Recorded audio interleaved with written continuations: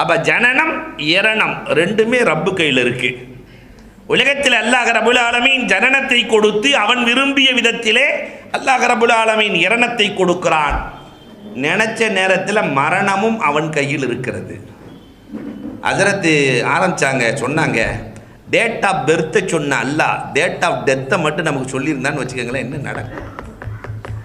Date of பெர்த்தை சொன்ன அல்லாஹ் date of டெத்தை சொல்லியிருந்தா, ஹஜ்ரத் August 15 போகிறீங்க, சுதந்திர தினத்தன்னையா ரப்பே, வேற ஏதாவது ஒரு நாளில் போயிருக்கலாமே. எவ்வளவு அற்புதமாக அல்லாஹ் மரணத்தை மறைத்து வைத்திருக்கிறான். மரணமும் ரப்புடைய புறத்திலிருந்து வருகிறது. உலகத்திலே மரணத்தை ஜெயித்தவர்கள் யாராவது இருக்கிறார்களா? எதை வேண்டாலும் ஜெயிக்கலாம். ஃபுட்பால் பிளேயர் ஒரு போனார்னாக்க காரியத்தை முடிக்காம வரமாட்டாருங்க. நினைத்ததிலெல்லாம் வெற்றி கொண்டவர்கள் இருக்கிறார்கள். வலிமையால், பதவியால், பணத்தால், அந்தஸ்தால், திறமையால் வெற்றி கொண்டவர்கள் நிறைய பேர் இருக்கிறார்கள். மரணத்தை ஜெயித்த ஒருவரையாவது காட்டுங்களேன். தன்னுடைய அறிவால் மரணத்தை ஜெயிக்க முடியும் என்றிருந்தால் அறிவாளிகளுக்கு மரணம் வரக்கூடாது. பெரிய பெரிய விஞ்ஞானிகளுக்கு மரணம் வரக்கூடாது. முடியுமா? ஆட்சி அதிகாரத்தால் மரணத்தை ஜெயிக்க முடியும் என்றிருந்தால் சுலைமான் அலைஹிஸ்ஸலாம் இறந்திருக்க கூடாது.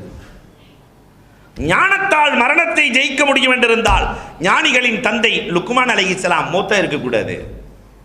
வீரத்தால் மரணத்தை ஜெயிக்க முடியும் என்றிருந்தால் 1000 வீரர்களுக்கு சமமான அம்ர் இப்னு உத் போன்ற வீரர்கள், மல்யுத்த மாவீரர்கள் மூத்தாக இருக்கக்கூடாது.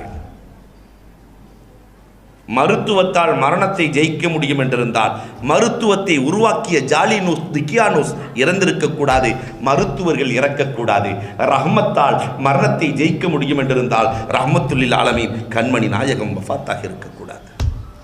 உலகத்திலே யாருமே ஜெயிக்க முடியாத, எல்லோரையும் ஜெயிக்கும் ஆற்றல் படைத்ததுதான் மரணம், இல்லையா?